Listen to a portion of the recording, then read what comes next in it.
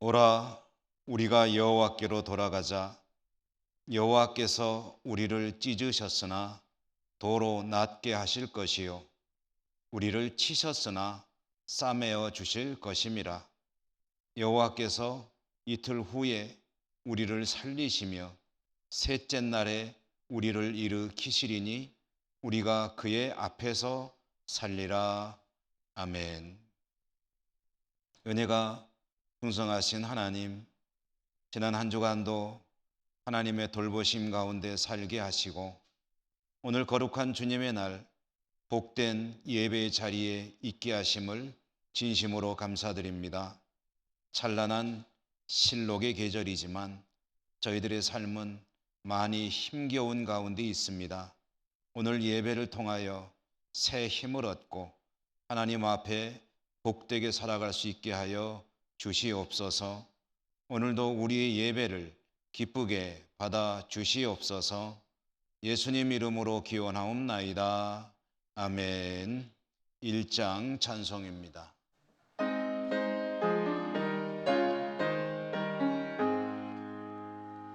만복의 근원 하나님, 온 백성 찬송 드리고 저 천사여 찬송하세. 찬송 성부 성자 성령 아멘.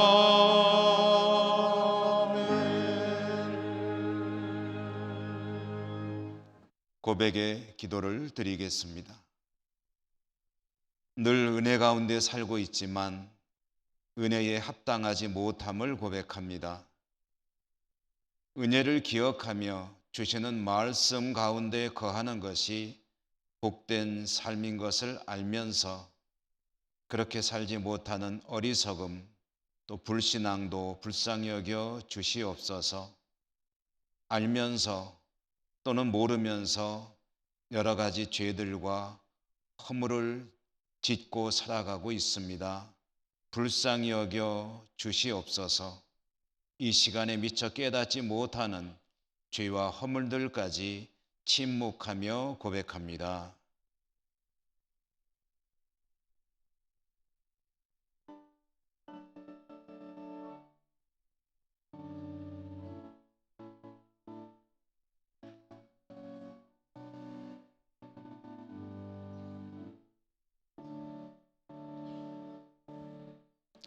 하나님의 사죄의 말씀입니다. 하나님이 그들이 행한 것, 곧 그 악한 길에서 돌이켜 떠난 것을 보시고 하나님이 뜻을 돌이키사 그들에게 내리리라고 말씀하신 재앙을 내리지 아니하시니라. 아멘. 성시교도 교동문 136번입니다. 그 후에 내가 내 영을 만민에게 부어 주리니 너희 늙은이는 꿈을 꾸며 너희 젊은이는 이상을 볼 것이며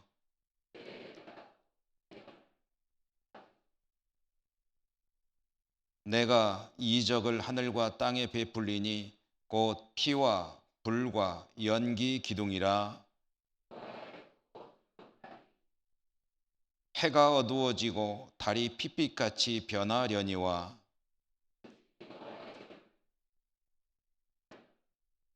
이는 나 여호와의 말대로 시온산과 예루살렘에서 피할 자가 있을 것임이요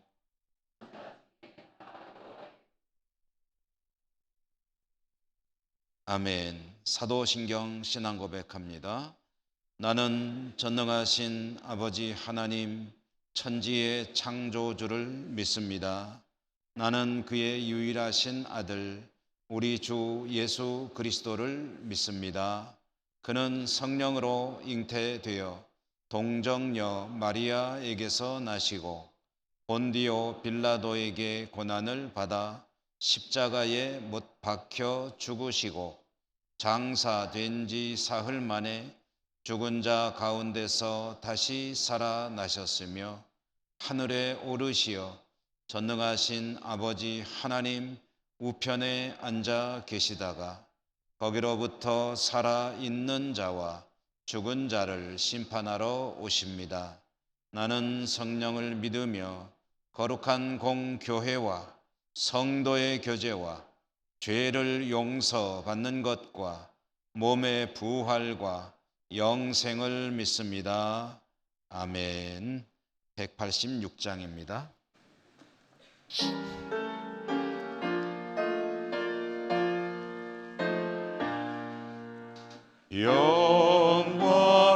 영화로우신 주 성령 나의 마음 비추사 어둠 몰아내시고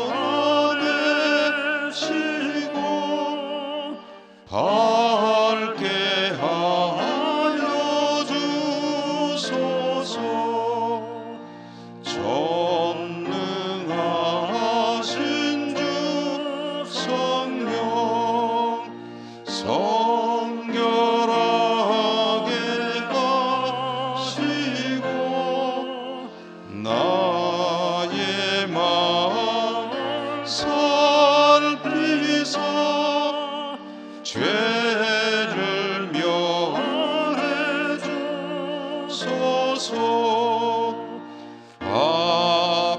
화평하신 주 성령 슬픈 밤에 오셔서 온갖 괴로움 없애고 기쁜 마음을 주소서. 거룩하신 주 성령 나의 마음에 계시사 망령된 일 없애고 홀로 주관하소서.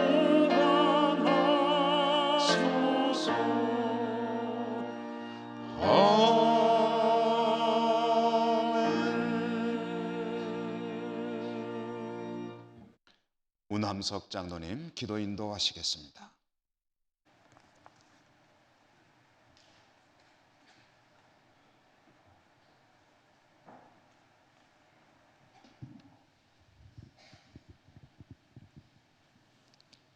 온 천지 만물의 창조주 되시며 우리의 구원자 되시는 하나님 아버지, 고맙고 감사합니다. 거룩한 주일 주님 전에 나와 마음과 뜻과 힘을 모아 예배드리오니 이 예배를 기쁘게 받아 주시옵소서. 하나님 아버지, 주님께 수많은 은혜를 받으면서도 불구하고 주님께 받은 은혜에 감사하며 살기보다는 우리의 삶 속에서 불평을 앞세우며 살았던 저희들의 어리석음을 주님 용서하여 주시옵소서. 무엇보다도 장기간의 코로나 바이러스로 인하여 온 세계가 절망과 두려움, 경제적으로 어려움으로 고통받고 있습니다. 우리 인간은 최선을 다하여 백신과 치료제를 개발하여 이 위기를 극복하고자 노력하고 있으나 계속하여 새로운 변이가 발생하고 더욱더 빠르게 확산되어 완전히 극복하는 것은 참으로 어려운 상황입니다. 바이러스에 걸리지 않기 위해 백신을 맞으시는 우리 성도님들 한 번도 부작용 없이 항체가 잘 형성되게 하여 주시옵소서. 5월 마지막 주일 가정의 달을 허락하여 주시고 하나님, 이 땅의 모든 어버이들을 복 주시옵소서. 어버이가 먼저 믿음의 본을 보여 자녀들에게 바른 믿음에 계승하게 인도하여 주시옵소서. 6월은 호국보훈의 달입니다. 우리 국민은 어려움을 당할 때마다 하나로 단결하여 지혜롭고 어려움을 극복한 민족입니다. 조국을 지킨 선인들이 숭고한 나라 사랑한 기억하게 하시고 대한민국의 당당한 국민으로 지구촌 곳곳에 선한 영향을 끼치는 우리들의 삶되게 복 내려주시옵소서. 하나님 아버지, 주일 학교를 위해 봉사하시는 교육자와 선생님을 기억하여 주시고 매일매일 소중한 영혼을 위해 기도와 큐티를 하며 주일을 준비하는 우리 선생님들의 노고를 기억하여 주시옵소서. 하나님, 우리 가운데 건강을 잃은 성도에게는 건강을 지켜주시고 취업과 진학을 준비하는 성도에게는 원하는 일자리와 학교를 허락하여 주시옵소서. 결혼을 원하는 성도에게는 평생을 함께할 배우자를 인도하여 주시고 사업장에는 풍성함을, 직장 위에는 은혜 충만함을 채워 주시옵소서. 특별히 오랜 세월 기도로 헌신하신 예천교회 원로 목사님과 원로 장로님, 은퇴 장로님들, 믿음과 지혜로 교회의 든든한 뿌리요 언덕이 되신 예천교회 어르신들에게도 하나님 함께 하시고 언제나 건강과 평강이 넘치는 삶으로 인도하여 주시기를 기도합니다. 하나님께서 구별하고 택하여 세워주신 담임 목사님과 부목사님들, 거룩하신 성령님께서 모든 삶을 인도하여 주시고 영육간의 건강과 능력을 주시옵소서. 이 시간 담임 목사님께서 하나님 말씀을 선포하실 때 말씀이 저희들의 마음밭에 잘 새겨져 한 주간도 세상 속에서 승리하며 살아가게 하여 주시옵소서. 호사나 찬양을 통해 홀로 영광받아 주시옵고 지금 이 순간에도 하나님의 말씀을 사모하게 하여 주시옵소서. 예수님의 이름으로 기도드립니다. 아멘.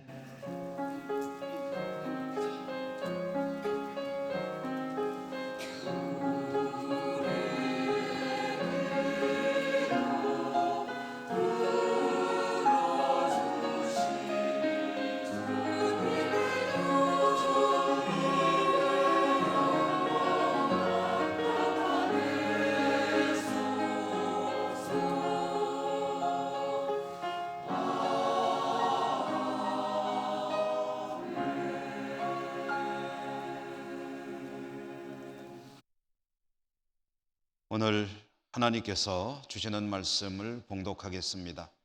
구약성경 이사야 6장 1절에서 8절까지입니다.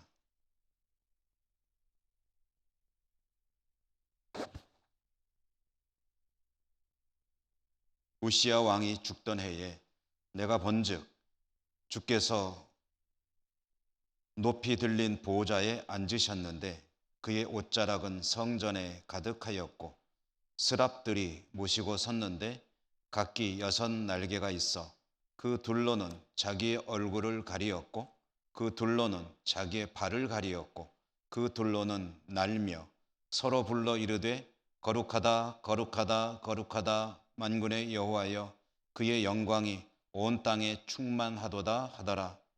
이같이 화답하는 자의 소리로 말미암아 문 지방의 터가 요동하며 성전의 연기가 충만한지라. 그때에 내가 말하되 바로다 나여 망하게 되었다다. 나는 입술이 부정한 사람이요 나는 입술이 부정한 백성 중에 거주하면서 만군의 여호와이신 왕을 배었음이로다 하였더라. 그때에 그 스랍 중에 하나가 부젓가락으로 제단에서 집은 바 핀 숯을 손에 가지고 내게로 날아와서 그것을 내 입술에 대며 이르되 보라 이것이 내 입에 닿았으니 내 악이 제하여졌고 내 죄가 사하여졌느니라 하더라. 내가 또 주의 목소리를 들으니 주께서 이르시되 내가 누구를 보내며 누가 우리를 위하여 갈고 하시니 그때에 내가 이르되 내가 여기 있나이다 나를 보내소서 하였더니 아멘. 호산나 찬양대 찬양 하나님께 올려드리겠습니다.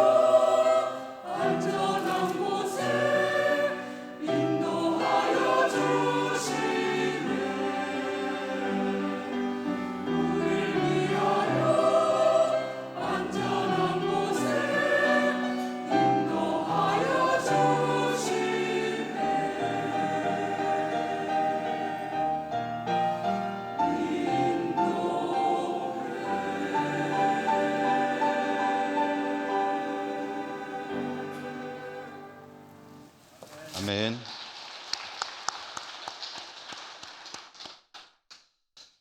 오늘 주님의 날에 하나님을 예배하는 여러분들을 진심으로 환영하고 또 축복합니다. 은혜 풍성하시기를 기원합니다. 오늘 나를 보내소서라는 제목으로 말씀을 전해드리겠습니다. 이사야 선지자는 주전 8세기, 그러니까 지금으로부터 약 한 2700여 년 전에 하나님으로부터 부르심을 받아 쓰임받은 그런 아주 위대한 선지자였습니다.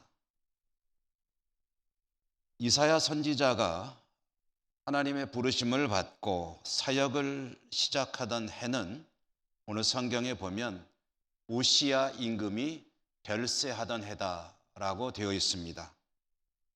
우시야 임금, 이 사람은 유다 왕국을 나름대로 잘 이끌었던 그런 통치자였습니다. 나라의 위상을 상당히 높여놓았고 백성들의 신망을 받고 또 하나님 앞에서는 그런대로 괜찮은 믿음으로 살았던 그런 군주였는데요. 처음과 나중이 조금 달랐습니다. 처음에는 괜찮았는데 나중에 가서 자신도 모르게 그랬겠지요. 교만에 빠지게 되었습니다. 그래서 하나님께서 그를 징계하셨는데 한센시 병이 발병이 되어서 정상적인 활동을 못하게 되고 궁 한 곳에 유폐되다시피 해서 불행하게 말년을 살다가 이제 세상을 떠나게 되는데요. 그래도 백성들의 입장에서 보면은 상당히 나라의 위상을 높이고 잘 다스렸던 그런 왕이기 때문에 많이 의지하였겠죠. 그런 지도자를 잃게 되었습니다. 백성들은 불안한 마음에 사로잡히게 되었습니다. 나라는 조금은 위태로운 상황으로 갔습니다. 왜냐하면 그 당시에는 초강대국인 아수르라고 하는 나라가 이스라엘의 북쪽에 있었고요. 그 나라의 위협이 피부에 와닿기 시작하는 그런 시기였기 때문입니다. 강력한 나라의 위협, 주변 국가들로부터의 또한 압박, 그러나 그동안 잘 버텨오던 군주를 잃은 상황, 이런 유다 왕국의 국가적 위기 상황 가운데 하나님께서 이사야 선지자를 부르십니다. 그를 통해서 하나님은 말씀하시고 택하신 백성이 그 위기를 잘 극복할 뿐 아니라 하나님 앞에 복된 나라로 살아갈 수 있도록 하기 위함이셨겠죠. 이사야 선지자를 하나님께서 부르실 때 하나님께서 그를 부르시는 장면, 그 현장을 오늘 성경이 전해주고 있습니다. 그러니까 오늘 받은 이 말씀은 이사야 선지자가 선지자로 부르심을 받을 때의 상황을 전해주는 그런 말씀입니다. 이 일은 이사야가 성전에 갔을 때 일어났습니다. 성전에 가서 이사야가 경험하게 된 그런 현실은 아니고요. 환상을 통해서 신비로운 경험을 통해서 보게 된 광경인데요. 제일 먼저 이사야가 보게 된 것은 하나님의 보좌를 보았습니다. 하나님의 보좌가 높은 곳에 들려 있었고요. 그 보좌에는 하나님께서 앉아 계셨습니다. 하나님이 보좌에 앉아 계실 때 그 보좌로부터 흘러내리는 하나님의 옷자락이 성전을 가득 채우고 있었다는 거죠. 그렇게 보좌에 앉아 계신 하나님 곁에는 스랍 천사들이 하나님을 또한 보좌하고 있었는데요. 모시고 있었던 천사들, 그 천사들의 모습 가운데 이사야에게 인상적이었던 것은 날개가 6개가 달려 있더라 하는 것을 인상적으로 보았던 것 같습니다. 그 이야기를 전해주니까요. 6개의 날개, 이 날개라는 것이 원래는 날기 위해서 필요한 그런 지체가 아니겠습니까? 그런데 하나님 곁에 있는 그 스랍들을 보니까 6개의 날개가 다 나는 데 쓰이지 않고 있었습니다. 6개 중에 2개는 그 스랍들이 얼굴을 가리고 있었다라고 합니다. 왜 날개를 가지고 얼굴을 가리고 있었을까 하고 생각을 해보니 다른 이유는 별로 없는 것 같아요. 하나님은 워낙이 거룩하신 분, 휘황찬란한 그런 분이시기 때문에 스랍들조차도 하나님을 직시하기는 어려웠고, 그래서 이 날개 2개를 사용해서 얼굴을, 말하자면 눈을 가린 것이 아니겠느냐, 이렇게 이해를 합니다. 그리고 또 2개의 날개를 가지고는 발을 가리우고 있었다고 하는데요. 이 발을 가렸다는 게 무슨 의미냐? 우리가 걷기 위해서 쓰는 발이 아니라 성경에서 발을 가리운다는 말은 부끄러운 부분을 가린다는 의미로 쓰일 때가 많이 있습니다. 그래서 이 스랍들이 날개 2개로 발을 가리웠다는 것은 자신들의 어떤 하나님 앞에 보이기에 조금 부끄러운 그런 부분들을 가리우고 있었다라는, 그래서 하나님 앞에 최선을 다해 그런 모습들은 감추고 공손하게 하나님을 섬기는 모습이었다는 것을 의미합니다. 그리고 이제 그 남은 2개의 날개를 가지고 날고 있었다고 하는데요. 그러니까 이 스랍들이 하나님의 보좌가 높은 곳에 있으니까, 하나님이 높은 곳에 계시니까 땅에 있는 것이 아니라 그 주위에서 날면서 하나님을 모시고 있었다라는 그런 이야기가 되겠죠. 이 날개 이야기를 보면서 그런 생각을 해봅니다. 6개의 날개가 있는데 보니까 하나님을 섬기는 천사들은 6개의 날개 중에 날개 본연의 기능으로 사용하는 것은 3분의 1, 2개만 쓰고 있고, 절반이 넘는 3분의 2, 4개의 날개를 하나님의 거룩하심 앞에서 자신의 어떤 부끄러움을 감추거나 또는 자신의 모습을 겸손하게 하는 그런 용도로 쓰고 있다 하는 것을 알 수가 있습니다. 어찌되었든 천사들은 이런 모습으로 하나님을 곁에 모시며 섬기고 있었는데요. 그런 천사들이 소리를 내서 하나님을 찬양하는 그런 음성도 듣게 되었습니다. 뭐라고 찬양을 했느냐? 거룩하다, 거룩하다, 거룩하다. 만군의 여호와여, 그의 영광이 온 땅에 충만하도다. 천사들이 이렇게 노래를 불렀고요. 천사들이 이렇게 하나님을 찬양할 때 또 성전의 문지방이 요동하고 있었고, 성전 안에는 연기가 가득 차 있었다. 이 광경이 이제 이사야가 성전에 갔던 어느 날 경험한 그런 상황입니다. 그것을 기록을 해서 이렇게 글로 전해주는 것이죠.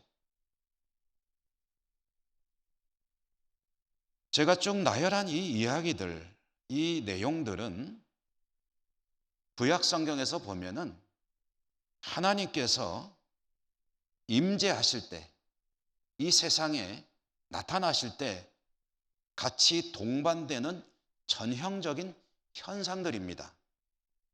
하나님이 나타나실 때 그저 슬그머니 조용히 나타나시는 게 아니라 이와 같은 여러 가지 일들이 벌어지게 되는데요. 말하자면 이것은 이사야가 성전에 갔을 때 하나님께서 성전에 장엄하게 임재하시면서 이사야 선지자에게 자신을 스스로 보이신, 자신을 드러내신 그런 사건이었다라는 그런 말씀이죠. 이사야는 이런 신비로운 광경을 체험했습니다. 근데 여러분 어떨까요? 저나 여러분 우리들이 이런 체험을 하게 된다면 어떨까요? 여러분 어떨 것 같습니까? 여러분께서 어느 날 예배당에 조용히 혼자 기도 좀 할까 하고 들어왔는데, 그런데 이사야가 체험했던 이런 현상을 체험하게 된다면 어떠실 것 같습니까? 아마 황홀하겠죠. 이거 참 좋겠죠. 왜냐하면 우리들의 마음 속에는 나름대로 어떤 그 사모하는 마음이 있냐면, 하나님을 뭔가 좀 이렇게 극적인 또는 직접적으로 체험하는 그런 일이 있었으면 좋겠다 하는 마음들이 우리 안에 내재되어 있거든요. 우리는 눈에 보이지 않는, 우리의 눈으로 볼 수 없는 하나님을 믿는 믿음 생활을 하고 있습니다. 눈에 보이지 않는 하나님을 믿는 믿음을 가지고 살아가고 있기 때문에 그런지 우리의 마음속 한켠에서는 보이지 않는 하나님을 믿는 믿음이 좋은 거라고 성경에 나와 있긴 하지만, 그래도 내 눈으로 한번 직접 볼 수 있다면 참 좋겠다 하는 그런 마음을 가지고 있다는 이야기입니다. 그러십니까? 여러분, 하나님 한번 직접 뭔가 좀 짜릿하게, 속이 후련하게 경험해 보고 싶은 그런 마음들이 있으시지요? 없으신 분이 더 많으신가 봅니다. 그런 생각도 하게 되죠. 만약에 하나님을 정말 극적으로 그런 신비롭고 황홀한 그런 광경까지 겸해서 경험하게 된다면 내가 믿음 생활을 지금보다 훨씬 더 잘할 것 같다. 지금도 하나님을 믿고 살아가고 있지만 그런 일이 만약에 나에게 벌어진다면 나는 정말 하나님께 뜨거운 믿음으로 더 헌신하고 정말 하나님 보시기에 좋은 믿음으로 살 수 있을 것 같다. 그런 생각을 기대를 하고 있지 않습니까?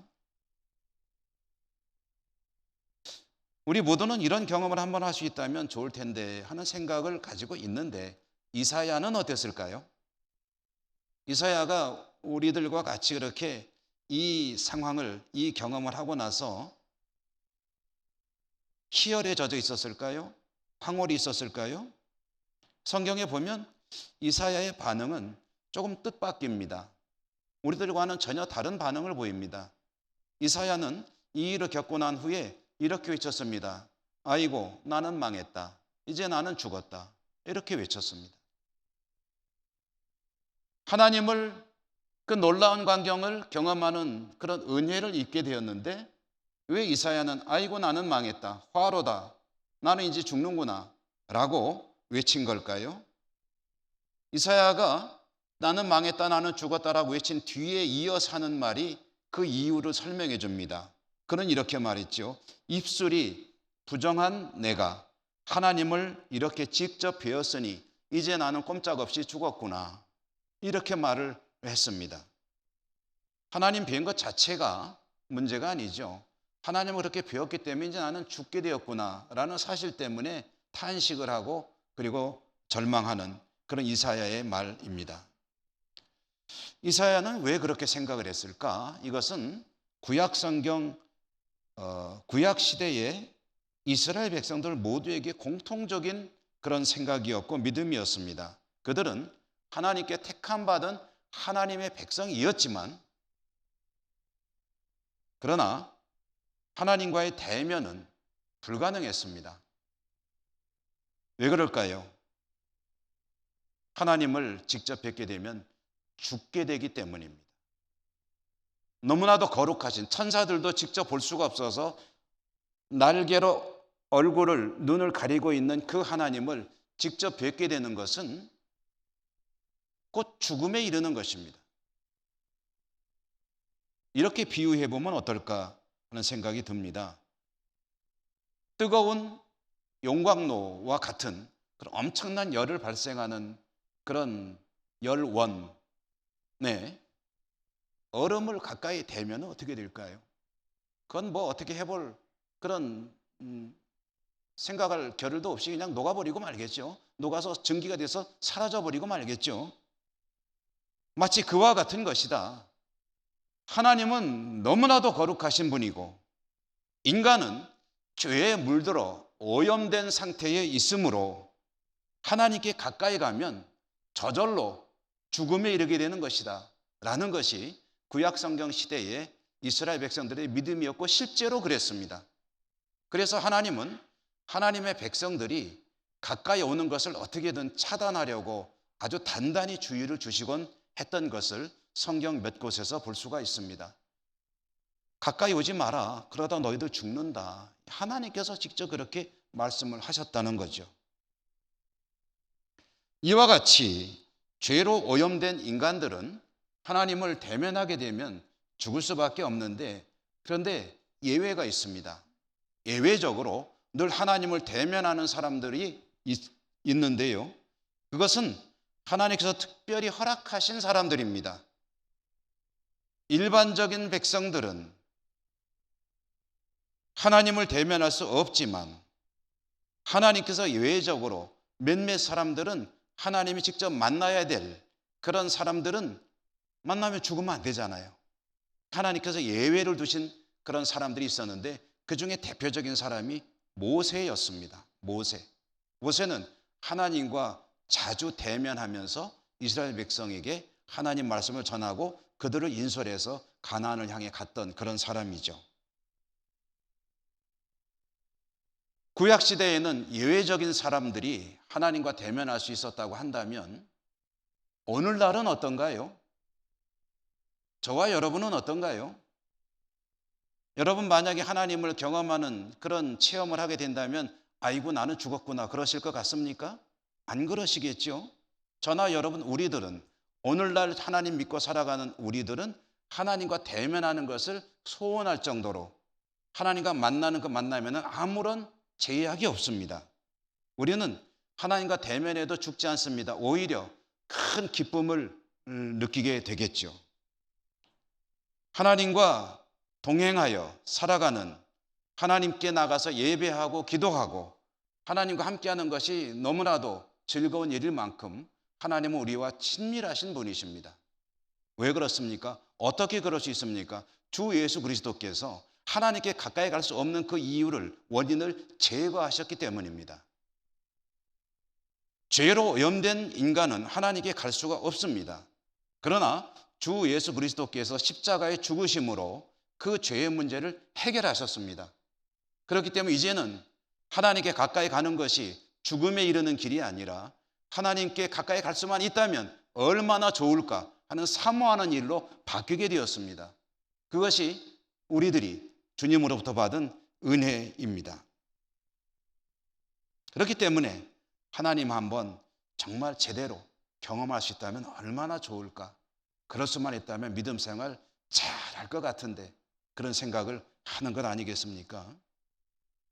우리는 예수님 덕분에 이런 은혜를 누리지만 이사야는 불가능했습니다. 왜냐? 이사야 시대로부터 약 700년이 지난 후에 예수님께서 성육신 사람이 되어 오셨기 때문입니다. 700년 후에 오시는 분, 그분 때문에 이사야가 이런 예외적인 그런, 또 우리들에게는 보편적인 것이지만 그런 은혜를 받을 수는 없었던 것 아니겠습니까? 이사야는 그렇기 때문에 자신의 죽음을 직감했습니다. 나는 이제 죽는구나. 거룩하신 하나님을 이렇게 배웠으니 나는 이제 꼼짝없이 죽게 되었구나. 나같이 더러운 존재가 거룩하신 하나님을 대면했으니 이제 나는 죽는구나 라고 직감하며 탄식하며 슬퍼할 때, 그때 이사야에게 몇몇 예외의 사람들에게 주어지는 그 하나님의 은혜가 즉석에서 주어졌습니다. 성경에 보면 천사 중에 하나가 제단에서 숯을 들고 왔습니다. 그의 입술에 대었습니다. 이사야를 하나님께서 손수 거룩하게 정결하게 하신 것이죠.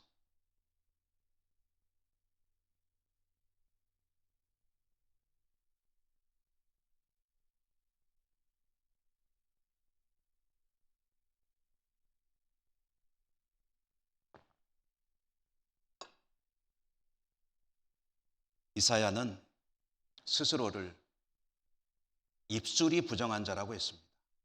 입술이 부정한 자. 입술만 부정한 것일까요? 그런 건 아니겠죠. 그런데 왜 입술이 부정한 자라고 했을까요? 아마 그는 자신이 하나님 앞에 말로 죄를 많이 지었다고 생각을 했기 때문 아닐까요? 대체로 사람들은 이 말로, 혀로, 입으로 죄를 많이 짓기도 하고요. 이 입이, 혀가 모든 화해의 근본이 된다라는 이야기를 하기도 합니다. 사람은 입으로 참 많은 죄를 짓고 삽니다. 입술이 부정하다는 것은 그런 의미일 것입니다. 이사야는 그것을 그 순간에 자각하게 된 것이고, 나같이 이 더러운 입을 가지고 있는 자가 하나님을 비웠으니 이제 나는 죽었구나 라고 탄식을 하였는데요, 하나님께서 제단의 숯불을 이제 천사로 하여금 집어 그 입술에 대게 하였다라는 것은 이사야가 가지고 있는 죄에 대한 인식을 불태워버린 것이죠. 깨끗하게 해주신 것입니다. 입술은 이사야가 그렇게 말했기 때문에 제단의 숯불을 대기도 했겠지만, 이사야는 입술이 정결해져야 될 이유가 또 하나 있습니다. 그가 앞으로 하나님께 쓰임받을 그런 역할이 뭐냐 하면, 하나님으로부터 말씀을 받아서 하나님 백성들에게 전하는 말씀의 선포자가 되어야 되거든요. 선지자는 하나님 말씀을 받아 하나님 백성에게 전하는 사람들입니다. 그러므로 그 말씀을 받아서 전하는 이 도구가 되는 입술은 무엇보다도 선결하고 거룩해야 한다는 그런 상징적인 의미를 가졌을 것입니다. 이 하나님께서 거룩하신 입술을 가지고 거룩한 말을 하고 깨끗한 말을 하고 덕이 되는 말을 하고 사람을 세우는 말을 하고 듣는 이들이 힘을 얻고 용기를 얻는 말을 하라는 그런 의미 아니겠습니까? 그렇기 때문에 그는 모든 그의 영과 혼과 육이, 전 인격이 다 정결해야 하지만 상징적으로 그 입술이 더욱 정결해야 된다, 그런 의미일 것입니다. 이렇게 하나님은 이사야를 국가적인 총체적인 위기로 치닫는 상황 가운데서 선지자로 부르시고 글을 쓰시려 하셨습니다. 그런데 하나님께서 너 일 좀 해야 되겠다라고 말씀하지 않으셨습니다. 하나님은 독백처럼 말씀하셨습니다. 누가 우리를 위해 갈고. 삼위일체 하나님이시니까 우리를 위해라고 말씀하신 것 같아요. 누가 우리를 위해서 갈고라는 말은 누가 이 시대에 의인이 있어 하나님을 나를 위해 일을 할 것인가 라고 스스로 자문자답하시듯이, 독백하시듯이, 또 탄식하시듯이 말씀을 하셨습니다. 이렇게 하나님께서 독백하실 때에 그 말을 들은 이사야가 외쳤습니다. 내가 여기 있나이다, 나를 보내소서. 내가 여기 있나이다, 나를 보내소서. 하나님께서 이사야에게 자신을 드러내시면서 이 황홀한 광경을 체험하게 하시며 그 앞에서 자문자답하시듯이 독백하신 그 의도가 어디에 있느냐? 그렇죠.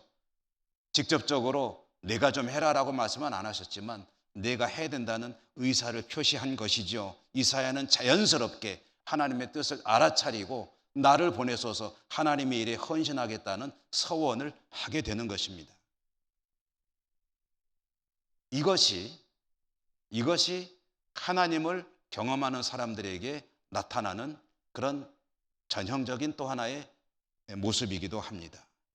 하나님을 경험하는 사람들은 자연스럽게 하나님께 헌신하게 됩니다. 아브라함이 그랬습니다. 모세가 그랬고요. 사무엘이 그랬고 다윗이 그랬습니다. 성경에 나오는 수많은 그런 믿음의 위인들은 하나님을 경험하였고 하나님을 만나게 되었고 중간에 약간의 스토리들은 있겠지만 그러나 결국은 하나님의 뜻에 자신의 삶을 헌신했습니다.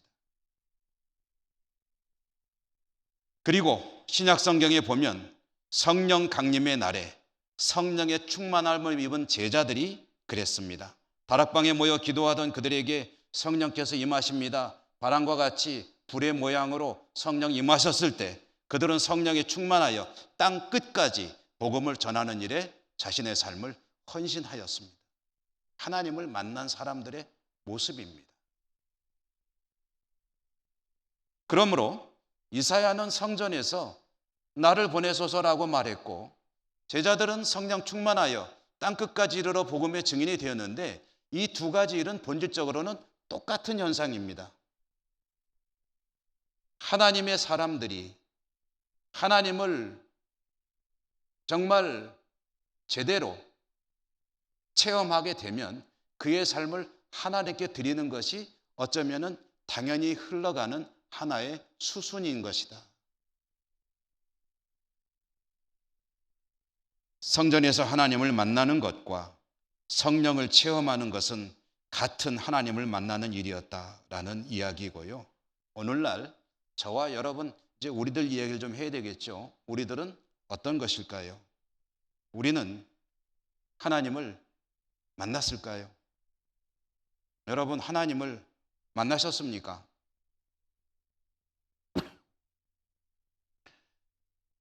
하나님을 만난 기억이 있으십니까?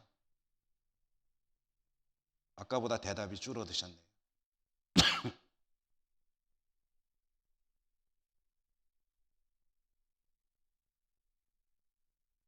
이사야가 그랬듯이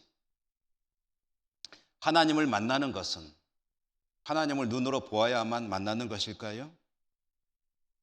그건 그렇지 않습니다.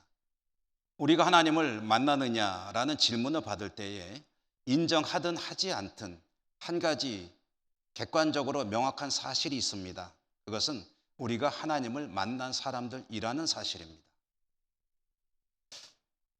아버지 하나님과 성자 주 예수 그리스도 그리고 성령 하나님 삼위로 일체가 되시는 하나님은 동일하신 한 분 하나님이십니다. 그러므로 아버지 하나님을 보는 것과 주 예수 그리스도와의 깊은 교제가 있는 것이나 성령을 뜨겁게 체험하는 것은 모두 다 하나님과의 만남입니다. 본질적으로 조금도 다를 바가 없습니다. 그리고 저와 여러분, 우리들은 주 예수 그리스도를 나의 구주로 고백하는 사람들입니다. 여러 차례 말씀드리죠. 주 예수 그리스도가 나의 죄를 인하여 십자가에 죽으셨고 나는 그 십자가의 은총으로 인하여 죄의 문제가 해결이 되었고 이제는 하나님의 백성으로 살아가는 은혜를 입게 되었습니다. 라는 이 고백은 절대로 내 의지로는 하지 않습니다. 내 경험과 내 지식으로 판단해서 이게 옳겠다 라고 그렇게 하지 않는다는 거예요. 성경은 뭐라고 말씀합니까? 성령으로 하는 것이다. 성령이 내 안에 임재하시고 성령께서 나를 감동 감화하시며 주 예수 그리스도를 나의 구주로 인정하게 하고 고백하게 하심으로 내 입술에서 예수님이 나의 구주이십니다 라는 고백을 하게 한다는 것이죠. 이것이 바로, 이 고백을 가지고 사는 것이 바로 성령께서 나에게 오셨다는 증거이고 이것이 하나님을 만났다는 그런 또 하나의 증거가 된다, 그런 말씀입니다. 그러므로 저나 여러분, 우리들은 하나님을 만난 사람들입니다. 그런데 이렇게 하나님을 만났을 때 자연스럽게 나타나야 되는 현상이 있다는 거죠. 뭡니까? 그 다음에 하나님이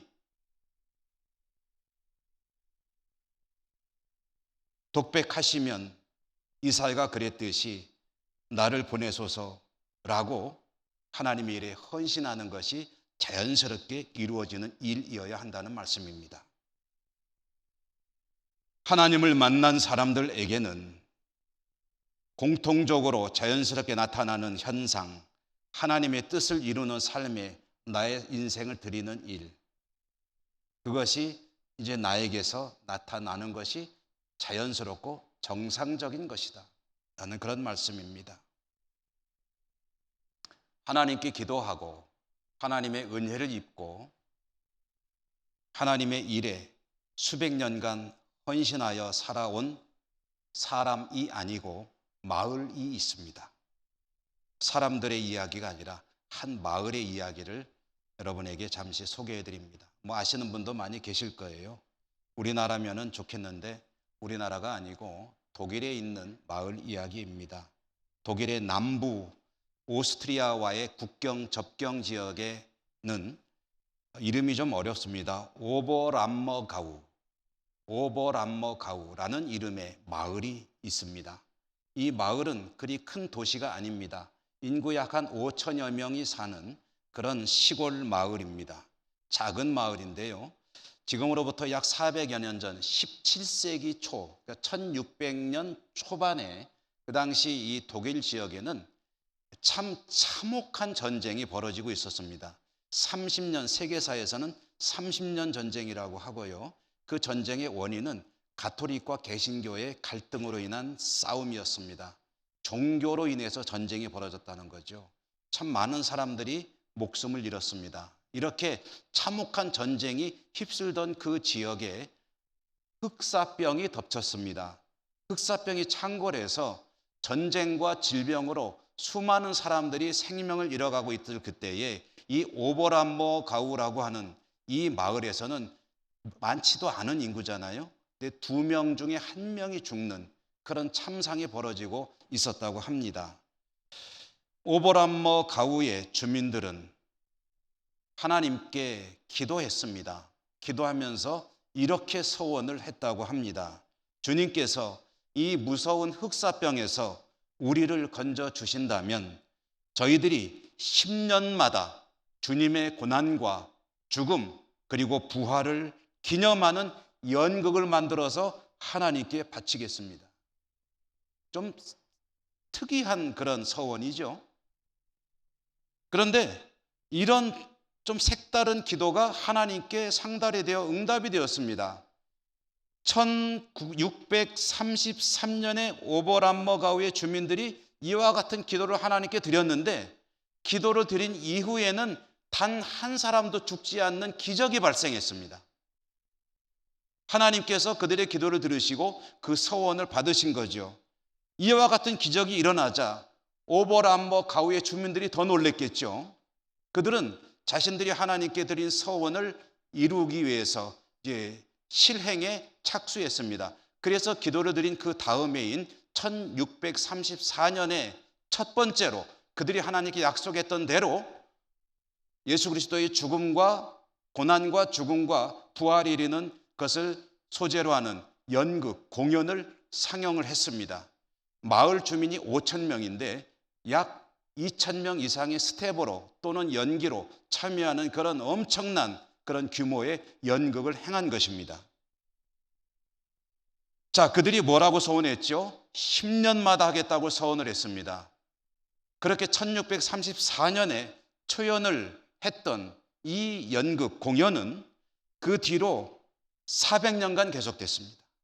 10년마다 공연이 이루어졌습니다. 그래서 41번째, 그러니까 정확히 따져보면 약 10년 텀인 것 같긴 한데 정확히 10년은 아닌 것 같기도 해요. 어쨌든 약 10년마다 한 번씩 공연을 해서 2010년에 41번째 공연을 했고요. 이 공연이 있게 되는 해에는 이 작은 마을에 전 세계에서 수많은 사람들이 몰려온 아주 유명한 그런 행사가 되었습니다. 수만 명씩, 수십만 명씩 이 작은 마을에 운집하는 그런 행사가 되었고요. 2020년에는 원래 5월 16일에 이 공연을 하기로 했었는데 코로나 때문에 연기했다고 그래요. 그 뒤에 2020년 5월 16일에 하려던 그 공연을 했는지 안 했는지는 저도 잘 모르겠어요. 제가 한번 부지런히 좀 찾아봤는데 확인을 못했습니다. 어쨌든 400년간 주님의 은혜에 감사하여 자신들 마을이 공동체가 함께 하나님께 서원했던 그 약속을 지켜온 사람들의 이야기, 참 감동스럽죠. 400년입니다. 오늘 우리는 성전에서 하나님을 만난, 하나님을 경험한 이사야가 나를 보내소서라고 외치는 말씀을 들었습니다. 우리는 지난 주일에 성령 강림 주일을 지켰습니다. 성령 강림은 두 가지 의미입니다. 나를 구원하기 위해서 성령이 오신 것이고, 또 성령이 오신 것은 이제 동시에 하나님의 일에 나를 부르시는 소명이기도 합니다. 그것이 성령 강림입니다. 성령님의 은혜로 하나님의 아들 예수 그리스도를 만난 우리들, 나의 삶을 하나님의 나라를 위해 드립니다. 나를 써 주소서, 나를 보내소서라고 외치는 그 다짐이 우리 모두에게 있기를 주님 이름으로 축원합니다. 은혜로우신 하나님 감사합니다. 오늘도 말씀을 주셨습니다. 주신 말씀 받고 다짐합니다.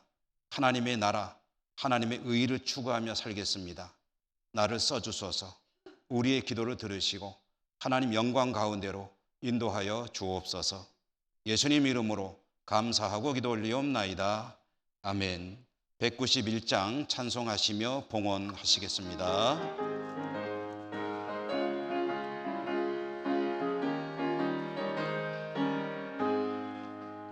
내가 매일 기쁘게 순례의 길 행함은 주의 팔이 나를 안보함이요. 내가 주의 큰 복을 받는 참된 비결은 주의 영이 함께함이라. 성령이 계시네 할렐루야 함께하시네. 좁은 길을 걸으며 밤낮 기뻐하는 곳 주의 영이 함께함이라. 전내 죄에 빠져서 평안함이 없을 때 예수 십자가의 공로 힘입어 그 발 아래 엎드려 참된 평화 얻음은 주의 영이 함께함이라. 성령이 계시네 할렐루야 함께하시네. 좁은 길을 걸으며 밤낮 기뻐하는 것 주의 영이 함께함이라. 나와 동행하시고 모든 염려하시니 나는 숲의 새와 같이 기쁘다. 내가 기쁜 마음으로 주의 뜻을 행함은 주의 영이 함께함이라. 성령이 계시네, 할렐루야 함께 하시네. 좁은 길을 걸으며 밤낮 기뻐하는 것 주의 영이 함께함이라. 세상 모든 욕망과 나의 모든 정욕은 십자가에 이미 못을 박았네. 어두운 밤이 지나고 무거운 짐 벗으니 주의 영이 함께함이라. 성령이 계시네, 할렐루야 함께 하시네. 좁은 길을 걸으며 밤낮 기뻐하는 것 주의 영이 함께함이라. 사랑의 하나님, 감사합니다. 오늘도 저희들이 하나님 앞에 나와 예배할 수 있음이 감사하고 건강과 모든 여건을 주장해 주셨기에 이렇게 하루하루의 삶을 살아가는 기적을 경험케 하시니 감사합니다. 오늘도 하나님 앞에 나오며 저희들이 정성껏 하나님께서 주신 것의 일부를 구별하여 가지고 나왔습니다. 믿음으로, 감사로, 또 헌신으로, 또 사랑의 고백으로 올려드리는 우리의 정성을 기쁘게 받아주시고 드리는 저희들의 삶이 더욱 복되게 하여 주시며 하나님의 부르심에 합당하게 헌신의 삶을 살아갈 수 있는 은총도 더하여 주시옵소서. 예수님 이름으로 감사하고 기도드립니다. 아멘.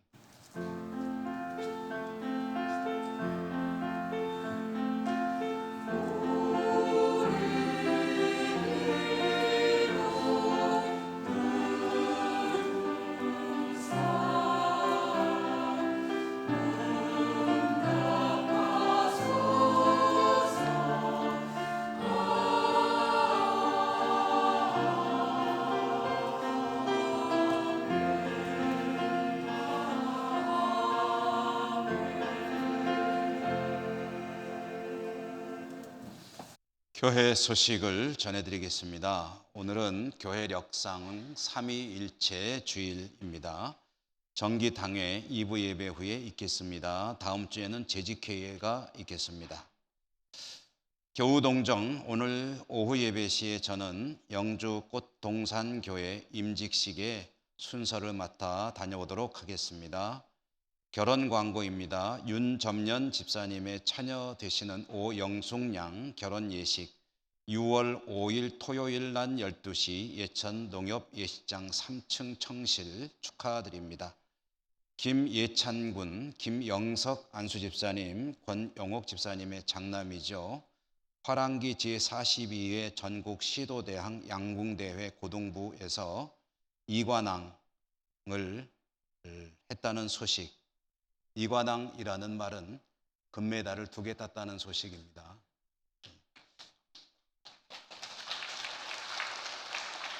네, 우리 예찬군이 고등부에서 참 신앙생활도 참 열심히 하는데 훌륭하게 장성해서 우리 예천의 유명한 양궁의 맥을 이어가는, 그래서 국가의 명예를 높이고 또 교회의 이름을 높이는 그런 귀한 체육인으로 성장해 가기를 축복합니다. 우리 곁에 계신 분들하고 인사하시고 일어나겠습니다. 사랑합니다. 축복합니다. 성령 충만하시고 승리하십시오. 주기도성과 축도로 예배를 마치겠습니다.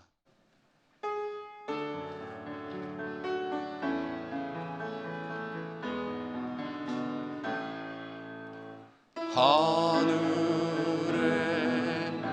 계신 아버지 이름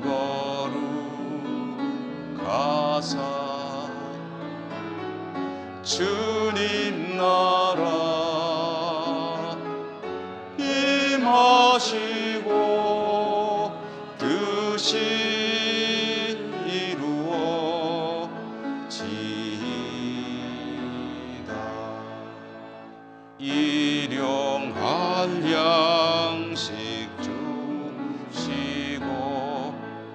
우리들의 큰 죄 다 용서하옵시고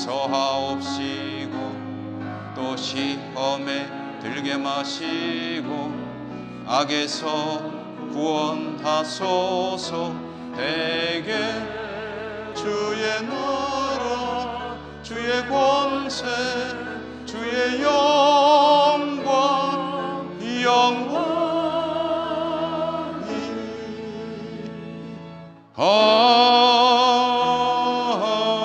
아멘. 사랑의 하나님, 예배하고 또 한 주간 세상에 살게 될 주의 백성들을 눈동자와 같이 보호하시며 축복하시고 저들의 삶을 통해 영광 받으시옵소서. 코로나로 어려운 시기지만 믿음으로 승리하여 하나님께 영광 돌리게 하시고 각지 흩어져 살아간 우리 모든 가족들 있는 곳마다 하나님이 또한 은혜 주셔서 살아가는 곳에서 하나님께 영광 돌려드리는 주의 백성들 다 되게 하여 주시옵소서. 예수님 이름으로 감사하고 기도드립니다.